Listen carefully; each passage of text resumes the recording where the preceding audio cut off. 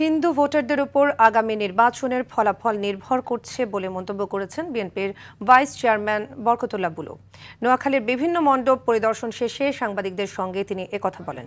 তিনি আরও বলেন, হাজার বছরের অসাম্প্রদায়িক বাংলাদেশে শতকরা 11 থেকে 12 ভাগ হিন্দু ভোটারদের উপর আগামী নির্বাচনের ফলাফল নির্ভর করছে।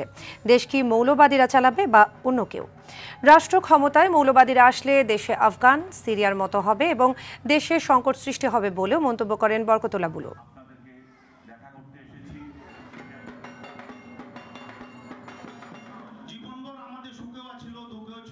আপনাদের ভোটের উপর নির্ভর করবে আগামী দিনে বাংলাদেশের রাষ্ট্রীয় ক্ষমতায় কারা আসবে। অতএব আপনারা ভেবে চিনতে আপনাদের ভোট করবেন, যাতে বাংলাদেশ একটি অসাম্প্রদায়িক রাষ্ট্র থাকে, বাংলাদেশের জন্য কোনো মৌলবাদী এটা উত্থান না হয়।